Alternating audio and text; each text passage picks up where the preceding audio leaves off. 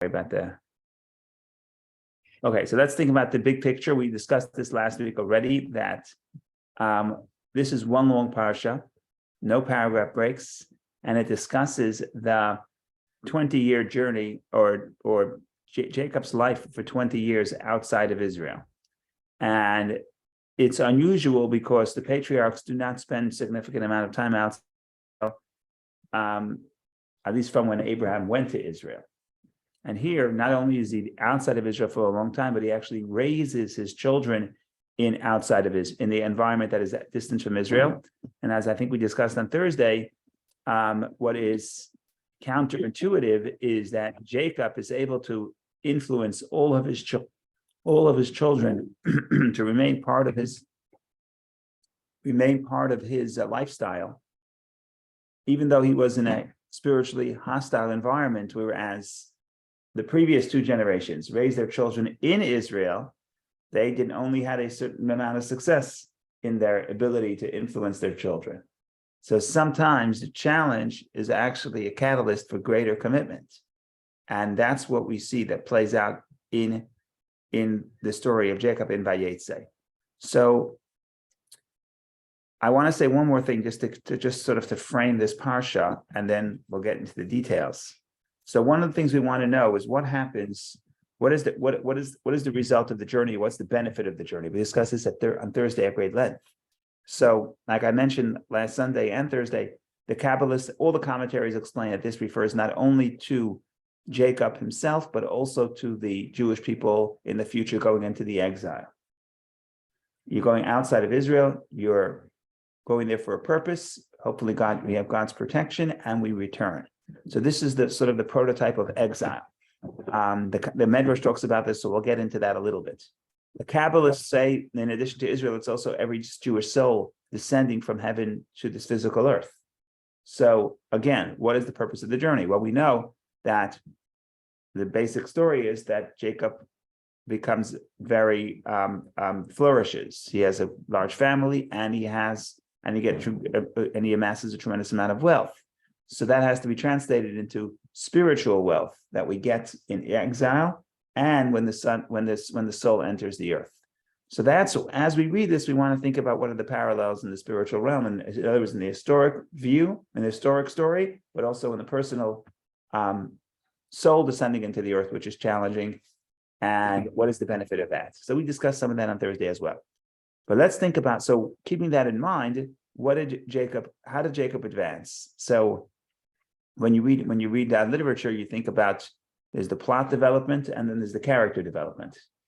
So the plot develops, yes, Jacob moves from one person, comes back with 11 sons and a daughter, and all the seeds of the plot from here to really the end of the book are really planted in this week's parsha, or maybe even last week's parsha, but we have a lot of seeds of the plot. In other words, the tension between Jacob and between Rachel and Leah becomes the tension between the children of Jacob and the children of Leah, which ultimately leads to the sale of Joseph. So the plot certainly advances in the story. But the question is, where do we see, does the character develop? Does Jacob's character develop, and how does it develop? So there are all kinds of ways to read this.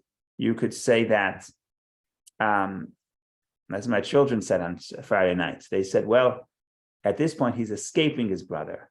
At the end of the parsha, he is going back to Israel, and he's confronting his brother. So he's still afraid of his brother, and therefore he prays to God, and he sends gifts, and he prepares for war. He's still afraid, but at least he changes. He's able to confront his fear. Okay, fine, that's a good one.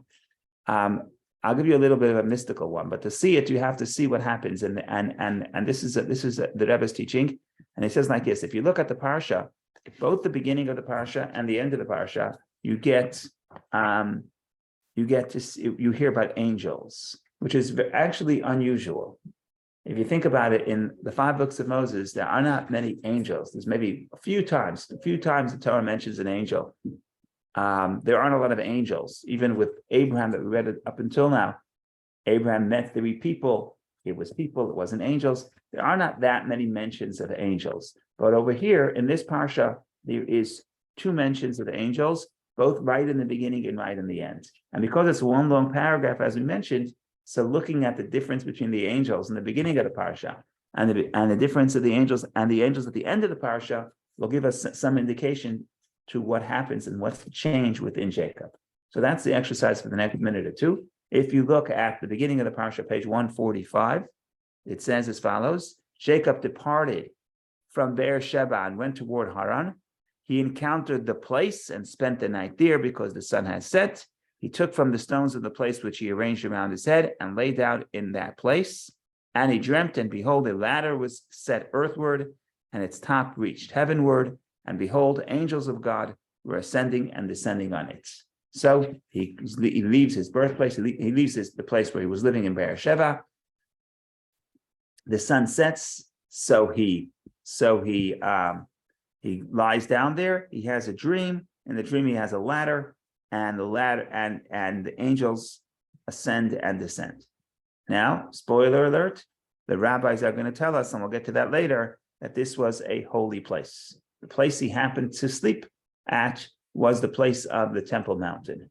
How do we know? So Rashi says, Vayifka b'makom, he encountered the place. Doesn't say which place. So what do I do?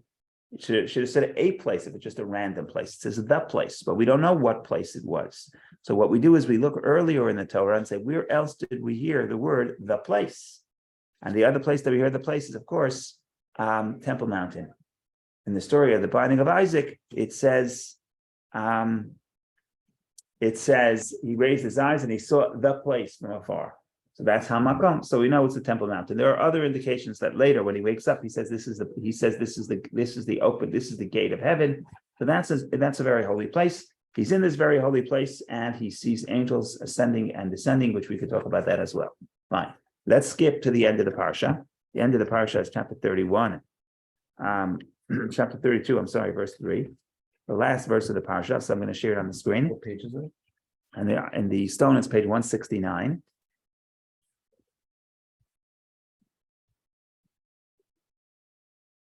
Okay, so we're going to skip to 32.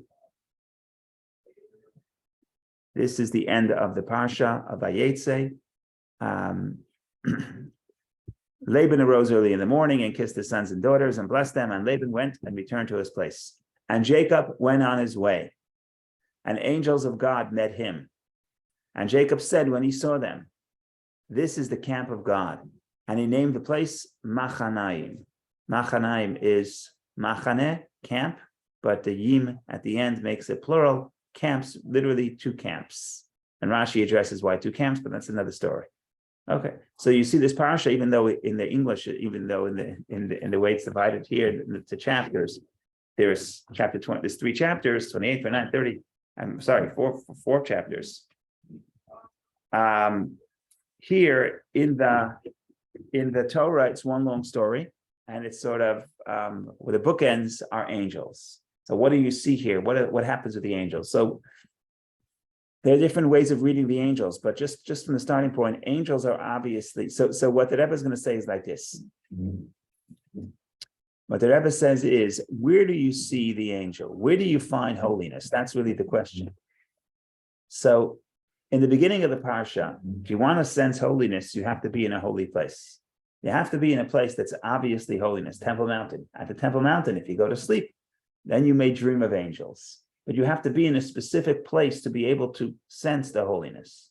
What happens at the end of the parsha? At the end of the parsha, first of all, you don't have to be anywhere holy. The angels find him. And where do they find him? The angels find him not any specific place. There wasn't any place. We don't even know. It's just he named the place because he saw them. But in other words, the place didn't have a significance beforehand. If it did, it would have a name beforehand. So what does that tell us? That tells us that what changes within Jacob, what changes when the soul descends into this physical world, what changes when Jacob goes to outside of Israel, what changes when we go to exile is that we discover the new truth. What is the new truth? The new truth is that God is found even in the places that are not obvious. They are not obviously holy.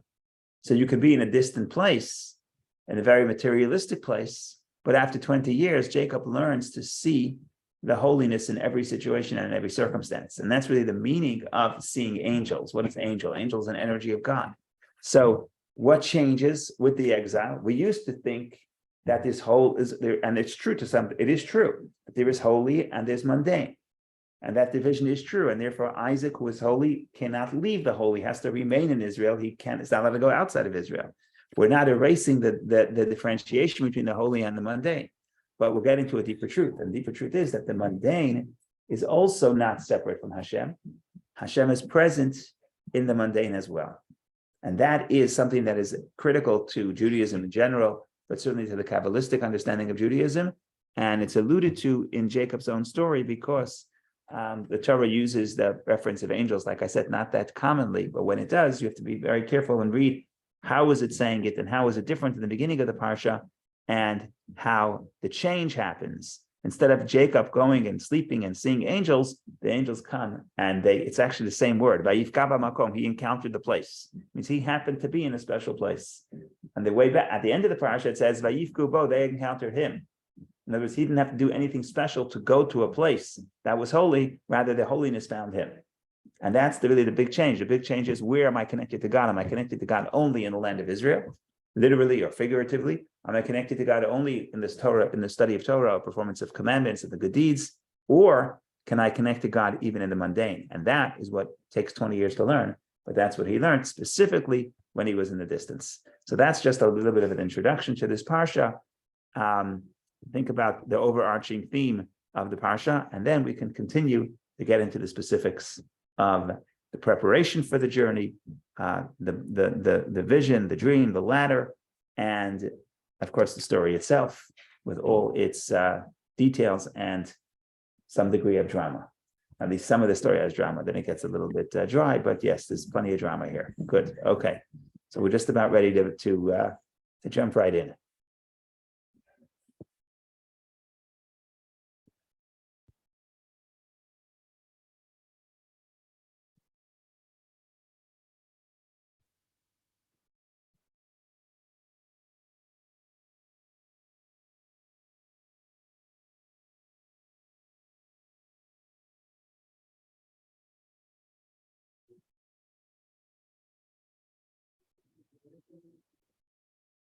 Okay, let's begin a little bit. We'll learn a little mystical interpretation. Again, I mentioned that the Kabbalists would say that this is a reference to the soul descending into the earth.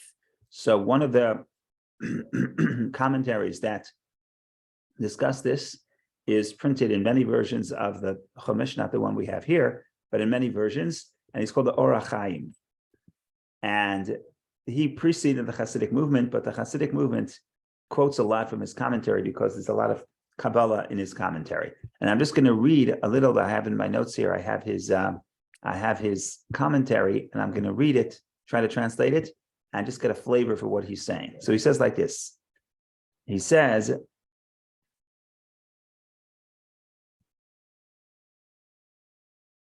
okay, so he says, Vayetze Yaakov, Jacob departs from Be'er Sheva. So Jacob refers to the soul, which departs from the spiritual world, the world of the angels. And then he says like this, he says the place where the souls were in heaven is referred to as Be'er Sheva, as the well, source of water. So the source of the souls is referred to as well. And I think we mentioned this last week as well. Sheva, the word seven, Be'er Sheva, literally that place is called the well of the oath. And Sheva can mean seven, it could also mean oath. We discussed this last week. And the oath is that what the Talmud says, that before the soul is born, the soul takes an oath that it will be righteous. We discussed that a little bit last week, but that's Be'er Sheva. The soul departs from Be'er Sheva, from the well, which is the source of the well, which is the source of the souls. And that's the place where the oath occurs. And then it comes down to Charana, to this world, which Charana comes from the word wrath. Medrash makes that point. The wrath of God. In other words, there are places where God's presence is not obvious. Okay. Now, what's the next thing it says? Vayifka b'makom. He encountered the place. Rashi tells us that Vayifka could mean prayer. There's two interpretations. Rashi says Vayifka means to encounter. He brings two sources in the Bible. That the word Vayifka, encounter, means literally encounter. And he also quotes the Onkelos, which translates the same way in Aramaic. But then he says that the sages interpreted the Medrash that the word Vayifka, encounter, comes from the word prayer. And he has a verse in Jeremiah chapter 7 that proves that point, that lo tifka bi, don't pray to me. And it uses that term encounter as an encounter with God as prayer. So that's what the Medrash says. Rashi quotes it. What does the Or HaChaim say? Or HaChaim says, okay, so the soul leaves Be'er Sheva, the well, the source of the souls, takes the oath, comes down into this world. What's the next thing it's supposed to do? So the next thing it's supposed to do is, if it wants to be loyal to its mission, the next thing you do is it prays, right? This is something that we should do. We should pray, because a person has to pray to God to make sure that he's successful in his journey on this earth. Then it says, Vayolin Sham, the verse continues, and he encountered the place and spent the night there because the sun has set. So Vayolin Sham means to rest. So he goes to sleep because the night is set. So mystically, what that could mean is the entire life you pray until Kippur HaShemesh, until the sun sets, until you go to sleep. Of course, that's the reference to a person passing on.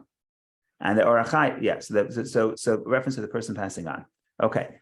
Then you take from the stones of the place, right? What says Veikach me'avnei hamakom, he took from the stones of the place and he placed it around his head. So we'll talk about that because the Medrash goes wild on these verses. But in any case, what are the stones of the place according to the Or HaChaim? The Or HaChaim says they are stones that represent the words of Torah. How do you get to that point? Because stones is what builds a building. To build a home, to build a building, to build a haven, to build a space that's protection, that's what you did with the stones. Even literally, Yaakov puts the stones around his head to protect himself from animals. So in that sense, what's the spiritual protection? The stones represent the words of Torah. It's also very interesting that in the book of Yetzirah, the book of formation, which is the earliest book of Kabbalah, the metaphor for letters is stones. So he starts by saying that two stones could build two homes, meaning two letters could make two words, and then four, and it gives you the numbers of how many combinations you can get with every number. So the point here is that how you create. In the book of formation, how does God create? God creates through speech, through letters. And every letter can be combined to have multiple meanings. So the point here is that Kabbalistically, stones represent words, represent ideas. And that's what he says when a person is traveling on this earth. The first thing he says, prayer, that's the protection. The second thing he says, take the stones of the place, and that represents the Torah study. Okay. Then what's going to happen is if you do so, then you'll be protected, and you have the dream. Dream is you sense the connection to God. What happens in the dream?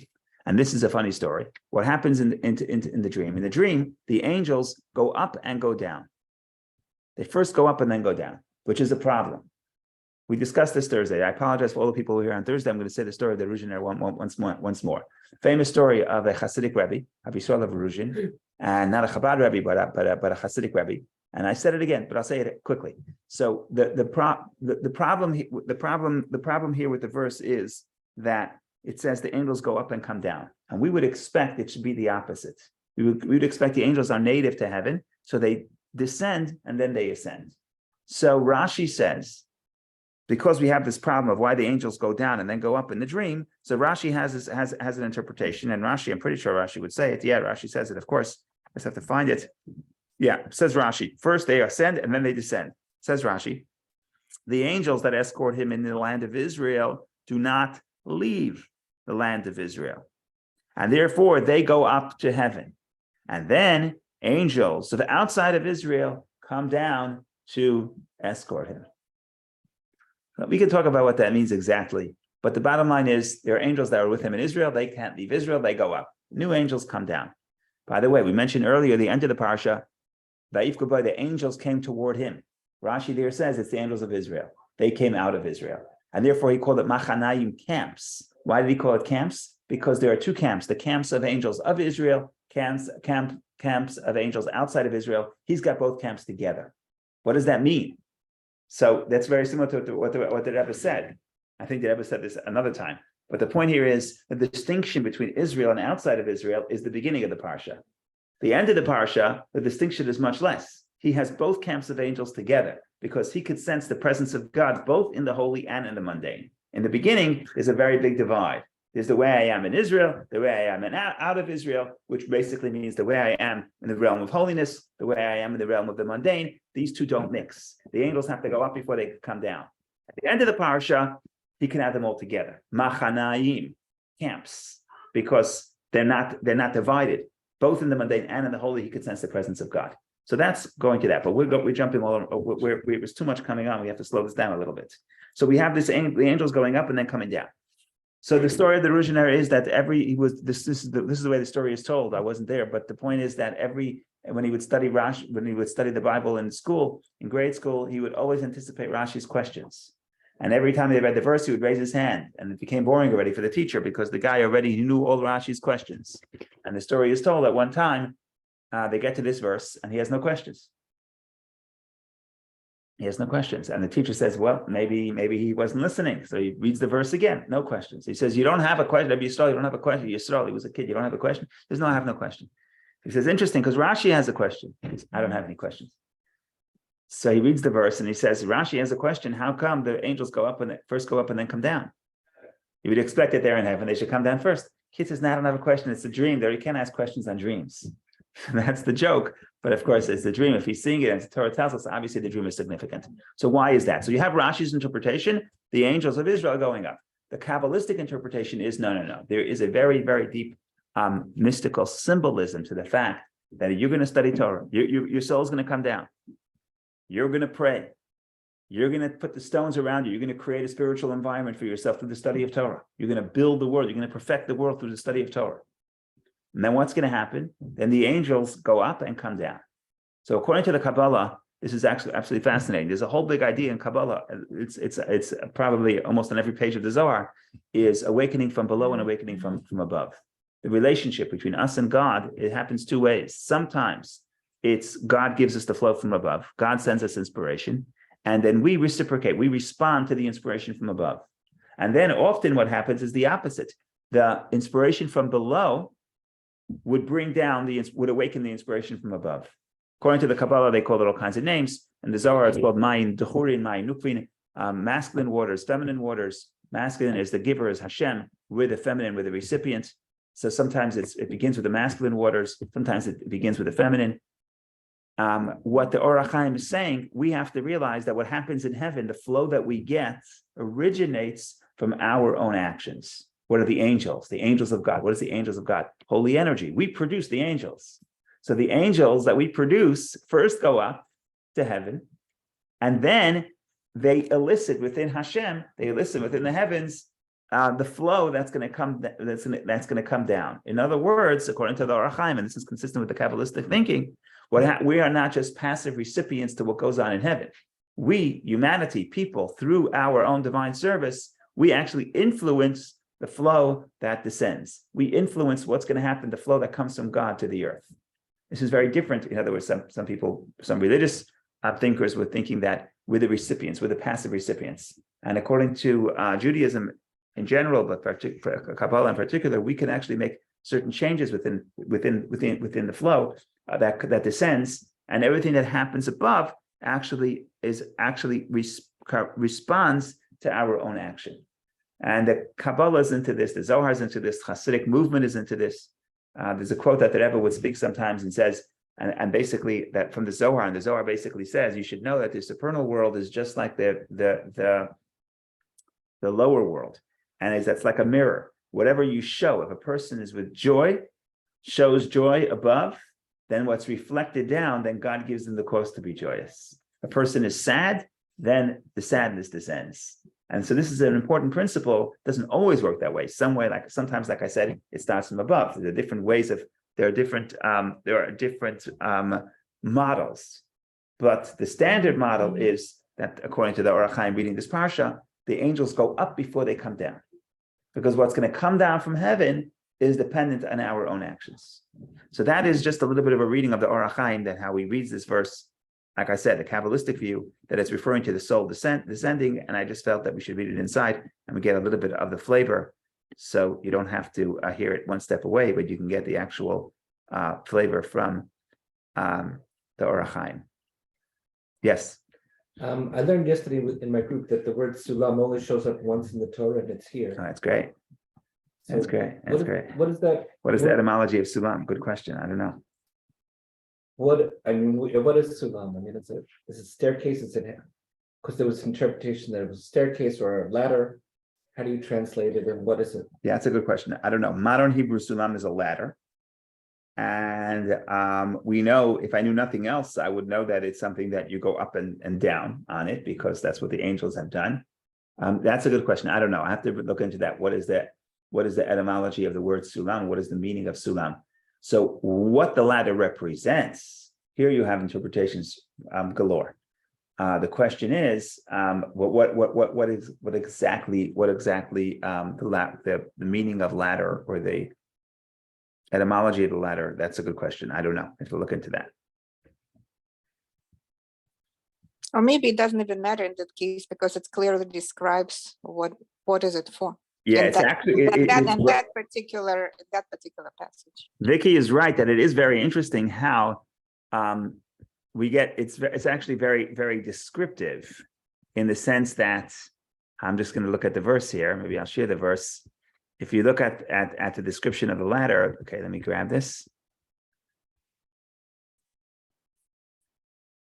Right, so we know the angels go up and down. Okay, we know that. We also know that.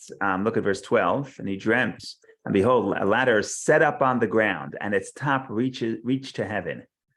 So it's actually set up on the ground. Mutzav Arza, it's established on the earth. And its head and its top reach to heaven. So I guess you have the foot of the ladder, you have the head of the ladder, right? That's interesting. You know, sometimes it's a ladder, but you cannot.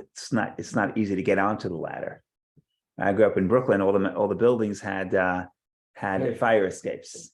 Problem with the fire escapes is that it's also a hazard, because it's a security hazard. Because just like you can get down, someone can get up. So what they would do is, the top of the top of there's a ladder, but the ladder doesn't go all the way to the earth. It's sort of removed from the earth, and then you would have to, I guess, if you're coming down in an emergency, you would just pull it down. But the guy standing on the earth, you can't jump up. I mean, you could if you try hard enough, if you know how to jump. But that's a thing where you can have a ladder and the ladder doesn't touch the earth. Here's the emphasis: the ladder to heaven is accessible. It's easy. It's not something that there is a ladder, but you have to work hard to get to the ladder. No. Mutzav Arza, it's placed on the earth, right? So it's actually very descriptive, and its head goes to the heaven. In other words, heavenward, not just heavenward, Hashemayma, to the heaven, that it's not just giving you a little bit boost, but it could take it all the way where you need to go. And a ladder, it's a very interesting symbol, because what does a ladder tell you? The ladder tells you that the distance could be vast. How tall is this ladder? Nobody knows. The Medrash makes the point: there's 4 steps of the ladder, and it talks about it from the historic perspective. There's 4 galuyot, there's 4 exiles that Jacob saw.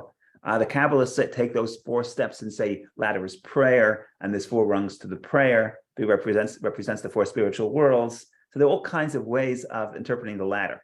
But the simple meaning is, it doesn't say how many rungs the ladder has, and the reality is it doesn't matter, because the whole point of a ladder is, if you just take step by step, you'll get to where you need to go, right? So that's the difference. You don't need there is no big jump necessary. You have to work, you have to grow, you have to keep growing, but there's no leap necessary. There's no leap. It's not like I have to completely change to be able to get close to the heaven. No, you don't have to completely change. You just have to keep going.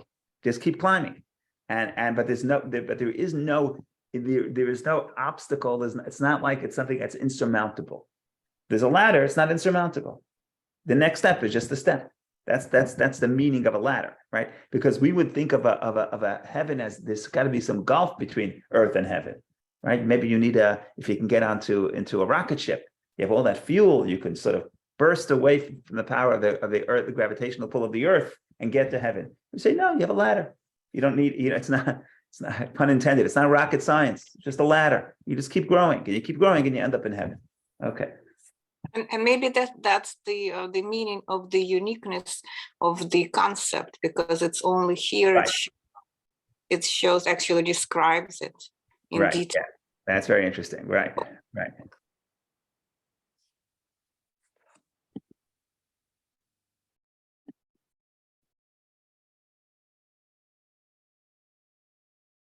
Okay, before we go to the ladder, we still have to deal with the stones. Verse 11. Verse 11. So we'll do the stones for a minute or two, and then we'll get to the ladder. Bob, go ahead, please. Just an observation, Rabbi. I don't mean to sidetrack you, but No sidetrack. We're all over the map. We go. Next verse. Next page is the verse. It's a fine of an egg, north, south, east, west. We're Well, all over. that's a perfect segue into my observation. You know, I sometimes think the genius of Jewish scholarship and Talmudic scholarship is that we embrace both sides of every question. So in a famous true-false question, the Jewish response is yes. Right. So is it true or false? Yes. So here in one little passage, we see the upside of living in the land of Israel, and we see the upside of living in exile. Yes. We see the upside of earthly matters, and we see the upside of heavenly matters. So we're never wrong because we always say yes to both sides. Yes. So I think that the you're correct, and I couldn't say it better. I just want to say that there is seeing the advantage of every situation. Now, the critics of the Kabbalah, and therefore the Hasidic movement also, were afraid that what this is going to do is that this is going to erase the distinction. And we know Judaism is all about distinction. Last night after Shabbat, we make a ceremony called Havdalah, separation between holy and mundane. And this was a big issue. God is everywhere. Jacob could find God outside of Israel. You're blurring. You could be blurring the distinction between the holy and mundane if you say God could be found everywhere, etc. So therefore, it's important to clarify that we're not. The point is that there is distinction. There is earth and there is heaven, and they are different, and they have to be treated different. And there's different parameters. When you go to heaven, when you go to a holy place, you have to act in a certain way that you don't have to act when you're in a mundane space. In other words, we're not erasing distinction. We are celebrating distinction. But then we say the distinction, actually, each part of the distinction, each part of this creation or of heaven or of earth, everything has a certain truth that we want to tap into. And the deeper we go, we can actually sense God within the many distinctions. So I agree. There's everything is good. The same parsha on the way out of Israel is going to you're going to learn about how precious Israel is on one hand, and that's what we'll get to that in a minute. That Abarbanel says that when you're about to leave Israel, we have to tell you how important Israel is, so you should want to come back, right? Otherwise, if you're leaving and you say, "I'm leaving," big deal. I don't really like this space. So on the way out of Israel, we tell you about how beautiful Israel is. On the other hand, out of Israel, there's going to be certain spiritual advantages. So the point is not to say everything is the same. There's no distinction. There is distinction, but there is a certain experience, a certain growth, and a certain truth that can be accessed only in every experience based on whatever that wherever you are, wherever God sends you that time. That means this is the most important lesson for you today. It's almost a little bit funny, but when the Rebbe would speak every single day of the calendar, whenever it was, this is the most important day of the year. Today is the 10th of Kislev. It happens to be the Hasidic holiday, the day that the second Chabad Rebbe, Rabbi Dov Ber, was released from prison. And it's a holiday. So if the Rebbe was speaking, when the Rebbe spoke this Shabbos, it was 10th of Kislev, the Chag HaGeula, the holiday of redemption. It's unbelievable. This is the best day, the most important day of the year. Then Hanukkah is the best day of the year. Then the 19th of Kislev, certainly the New Year's of Hasidism, and then Passover, and it was almost like a joke, like what's going on here? And the answer is today, this message is the most important message of the year, right? So it's not to say every day is the same, every day or every situation is the same. And in your context, the context of what you're saying, everything is true and there's truth everywhere. But on the other hand, we have to be careful that we're not erasing distinction. And the beauty is that there is distinction, and that but within the distinction, every aspect of it has a certain advantage and a certain truth. And if we erase the distinction, then we're not really learning from the various experiences, because there is only one experience. But the point is, that's the deeper truth. The deeper truth is that everything is the expression of the one God. But to get to that deeper truth, you have to understand the everything. There are distinction, and from the distinction you get to one. So I heard, sorry, I'm going off topic, but I heard a beautiful interpretation, a beautiful rendition of a it's a very common Hasidic. The idea is written in Hasidism all the time, but the way this was presented was interesting. So we say the Shema, we say Hashem Echad, Hashem is one. And Hasidism asks the question, why do you say Hashem is one? Say Hashem is singular. The problem with one, there's two problems with one. Number one can imply two. I say God is one. Okay, there's one, this God is one, and the next God is two, and the next God is three. One implies other numbers will follow. If you say God is single, then there's no other gods. Singular. So single excludes. So the answer is because once God creates the world, he's not single, he creates the world, there's also the world. But to put this another way, one is inclusive, right? We could be part of God's oneness. One means that there are many different creations and they all come together to create to express the oneness of God. So that's the truth that is within one, but not within singular. But what I'm trying to say is that there's many different aspects of creation. They all come together to express the oneness of God. So that's the idea. So as Bob says, the answer is yes. Okay, now what you mentioned, Bob, is exactly on target, because what's going to happen over here is we're going to have a story of, like it says on your dollar bill, excuse my Latin, e pluribus unum, from many to one. And that's what happens exactly here in this verse. Where do you see this? Look at verse number 11.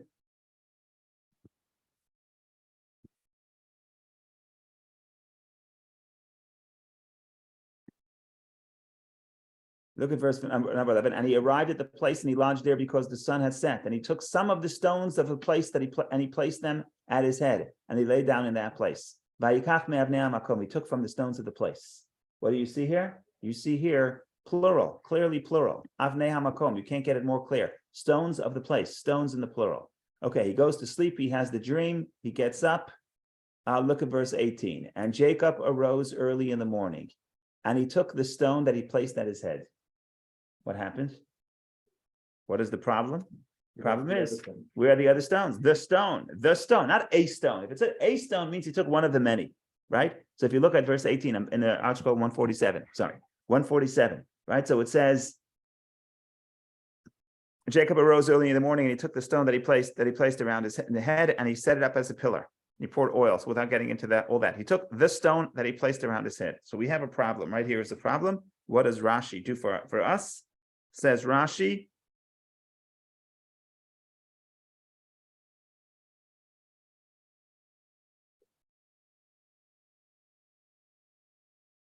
there's no Rashi here. There has to be a Rashi. Oh, the Rashi is earlier. The Rashi is earlier. The first time it mentions it. Okay, let's open the Rashis.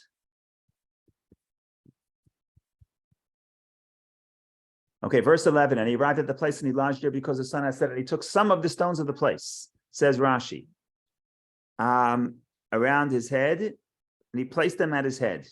Says Rashi, he arranged them in the form of a drain pipe around his head because he feared the wild beasts. That's the simple meaning. Then Rashi drops a medrash on you, and usually he tells you there's a medrash. Here he doesn't. He just drops it, which means you have to say this because the verses themselves produce a problem, which you have to say this interpretation to solve that problem. They, the stones, started quarreling with one another. One said, let the righteous man lay his head on me. And another said, let him lay his head on me. Immediately, the Holy One, blessed be he, made them into one stone. This is why it is stated in verse 18, and he took the stone in the singular that he placed at his head from Chulin. This comes from the Talmud. Right? We have a problem. In verse, 11? In verse 11, the verse says, he took the stones of the place. Verse 18, it says, he took the stone that he placed by his head, the stone in the singular. So which one is it? So the answer is very simple. We start with many stones, and they all of a sudden miraculously becomes one. So when he wakes up in the morning, it becomes one. What is the purpose of that miracle? So the stones shouldn't be offended? Okay, last we checked, stones don't get offended. So obviously there's a deeper message here. So there's different interpretations. One I said a few weeks ago, and that is that the stones represent the 12 tribes of Israel. And maybe there were 12 stones. And each stone says, we want Jacob to place his head on me. Each stone says, because remember, the 12 sons of Israel, each one has a different way of living, a different way of serving God. And each one says, I want that Jacob should place a stone on me. In other words, that I should be the heir and the person continuing the legacy of Jacob. Because in the previous 2 generations, there was only one son chosen. And what is God showing him now in the dream? That God is showing him that all 12 sons become one. So why do you need 12? Because all 12 stones, each one has a different, each person has each tribe has a particular way of serving God, a specific way of serving God, and together they become one. So this is really the notion of how the 12 tribes, all 12 tribes are going to be part of the Jewish people. But mystically speaking, and the mystics talk about this, it's the same thing. Could you find the oneness in multiplicity, in plurality? If you're outside of Israel, there's plurality. You don't sense the presence of God. And if you could say, if your stones could become one, that means all the various aspects of your life, you could sense the oneness of God within them, then that's the effect of the dream. The dream is the awareness of God. He wakes up and he says, oh, and now I'm aware that God is in this place. If you have the awareness of God, then the many stones in your life become one stone, because all the different various aspects of your life all share an overarching purpose, which is the service of God. So in your life, your stones become one. Many stones are a problem because each stone is pulling you in another direction, and you start becoming what do they call it now? They call it distracted, but there's another word. People become, forget the word. People become forget the word, but the point here is that that there's no unity in your life, right? Everybody, you're being pulled in so many directions. But if there's an overarching unity within all the stones, if you understand that everything you're doing is in the service of a higher purpose, then all the hats I wear in my life are all unified, and that brings the peace and the harmony in life. So that is a little bit about the stones, and that is Bob reminded me that I have to talk about that because the idea of the many becoming into one, there's all different aspects could celebrate the same truth. Okay. Now we get to the dream. Now the fun begins. So he dreams, he dreams, and there's a where are we?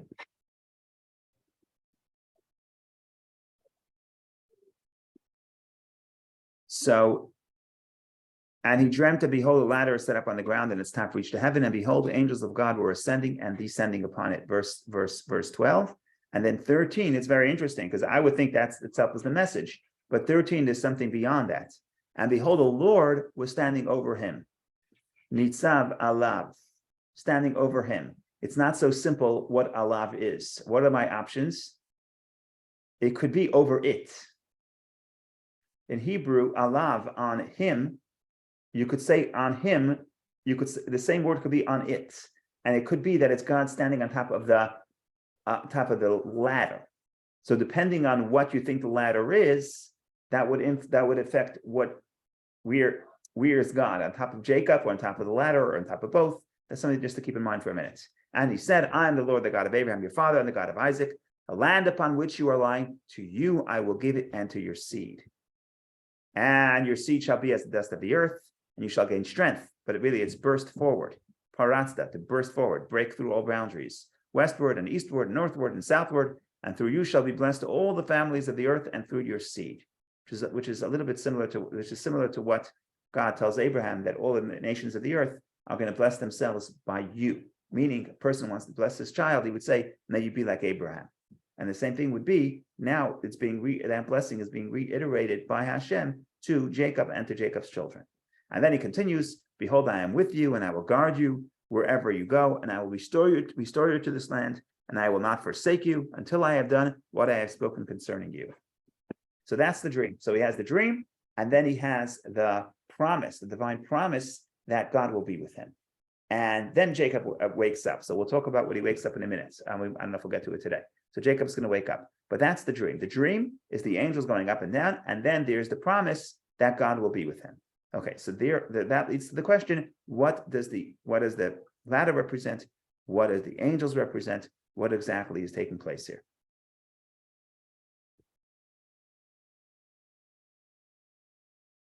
So there are all kinds of interpretations, as I alluded to earlier. The Medrash says like this. The Medrash says that the Medrash says that the ladder represents the exiles, because again, like I mentioned, that when Jacob leaves Israel, it's not just Jacob as an individual, it's also Jacob as the forerunner of the Jewish people. This represents the Jewish people leaving Israel, and also, so on one hand being in a hostile environment, but on the other hand thriving in the diaspora. In other words, also developing in certain ways that they could not develop in Israel, and then coming back. So it's a story of Jewish history. So according to the Medrash, God shows the angels. Who are the angels? The angels are the ministering angels of the nations that are going to suppress the Jewish people. First Egypt, then Babylonia, then I don't know if the Medrash counts Egypt or not. There's four exiles. One way to count it is Egypt, Babylonia, Persia, and Rome. Sometimes people drop the Egypt, and after Persia they put and before Persia they put Greece, because the end of the Second Temple we were sort of controlled by the Greeks, even though we had some degree of autonomy. But in any case, there are four exiles, and basically the Medrash shows how Jacob sees the angels ascending the ladder, and ascending the ladder represents how they become powerful. But he also shows how at some point they'll fall. They go up, but then they come down. That's what the verse says. The Malach Elokim, the angels of God, go up and then come down. So the other exiles were relatively short. They went up and they came down, so you can handle it. The Medrash then points out that when it came to the fourth exile, the exile of Rome, there the angels are, there it's going up and he doesn't see it coming down. It's taking too long. Now, when the Medrash was written, it was in the beginning of the exile. Rome was I don't know, 200 years.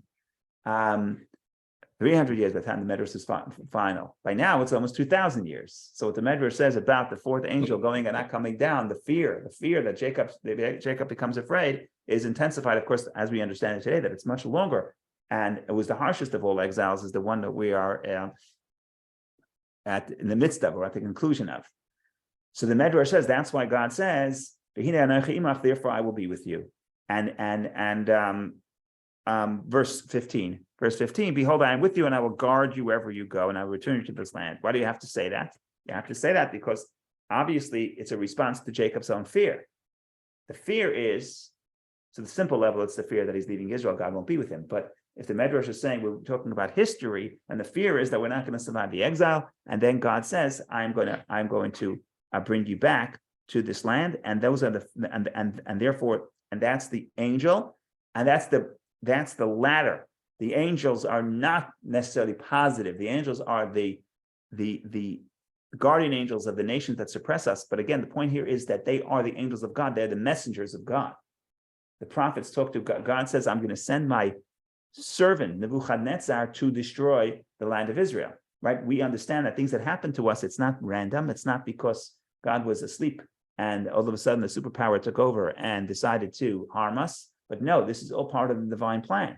So the guardian angels of those nations God allows them to ascend the ladder, which means ascend to power, but then they come down. Then ultimately they lose their influence. And nevertheless, despite the fact that the fourth one kept climbing, and the Medrash says Jacob is frightened, and that's the night, he's sleeping. It's the night.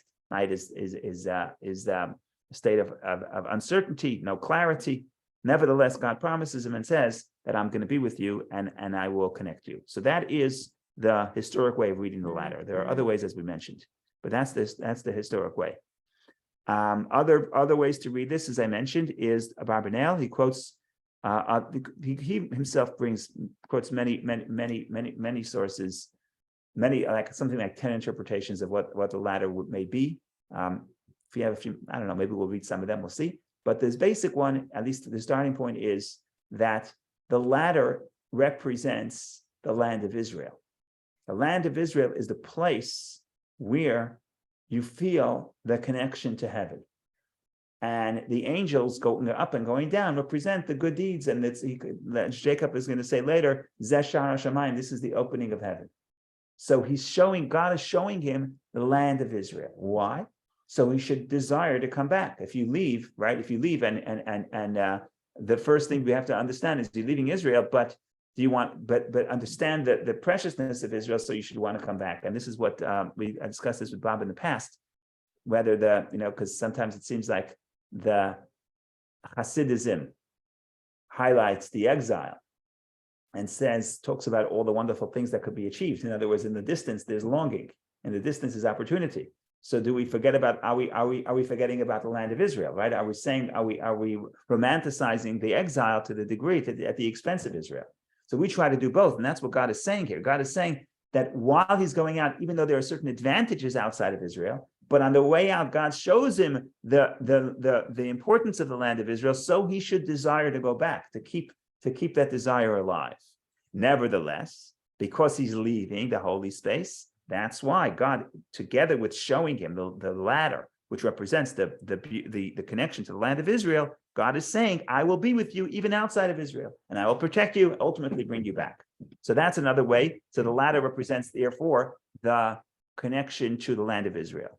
Others say, the Medrash also says, the ladder could represent prayer, the ladder could represent Torah study. And then we get to the Hasidic interpretation. It's really Kabbalistic, but it's Hasidic. The Hasidim run with this one. And they say like this, what is the ladder? The ladder is Jacob himself, right? The Jacob himself. What we're telling you is that you're going far. The soul is coming down into the earth, or the soul is going outside of Israel. So you feel like, I don't have a connection to God. I'm going to a distant place. What's the answer? What's the answer to the fact to the concern that I may not have a connection to God? You are the ladder. And if you want to read the verse that we read earlier, and its feet are placed on the earth, but its head is in heaven. Basically, the human being has both as a hybrid.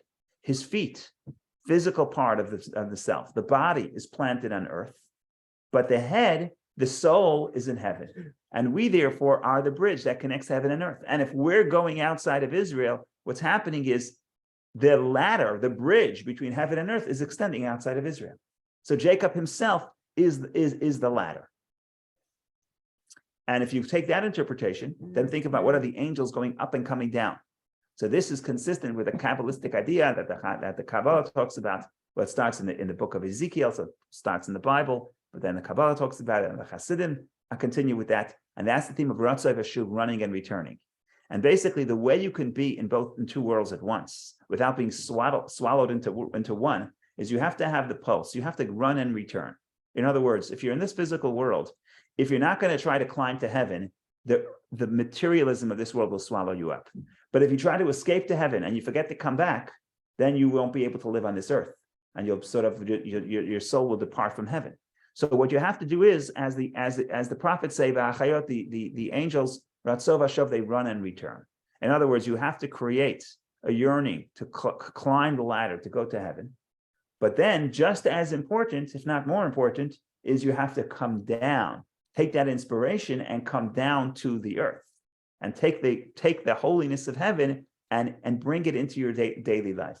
So the prayer, say Shema, you pray, you cover your eyes, you're escaping the pull of the physical earth. You're trying to defy gravity, you're climbing the ladder. But the point is not to climb the ladder, because then you can be in heaven, you should stay in heaven. The point is, after you climb, you return, you come back into this physical world with the inspiration that you got from climbing the ladder. Now, if you stay down here to begin with, you won't be able to sanctify the world. You're just in this plane. But the point is, you have to connect heaven and earth. And the way you connect to heaven and earth, so first of all, you are a hybrid. You are the ladder. You have both heaven and earth within you. But nevertheless, you still have to figure out in your consciousness, you have to go up, but you have to come down. But going up is not the most tricky part. Coming down is the tricky part. To be able to run and return is the tricky part. And that is, according to the Kabbalah, the message that God is showing Jacob. Not so much that Israel is the ladder. That's one interpretation. Another interpretation is you are the ladder. And the way you make sure you connect heaven and earth is through the dynamism of the person's own life. I go up, I return. I pray, I seek to escape materialism, to connect to God. You could talk about prayer and going back to and going to work. That's one model. You can also talk about Shabbat and the 6 days of the week. Shabbat is going to heaven. Shabbat is separating from the mundane. But then you have to come back to the 6 days. It's not just because we have to, but that's the purpose. The purpose of Shabbat is to sanctify the rest of the week. So I think that's it for today. We have to remember that, like Jacob, we are the ladder. So wherever you go, what we're doing really is we're extending that ladder from heaven to every part of the earth. So thank you for joining. And of course, thank you for being the ladder. Wonderful day, wonderful week, everybody.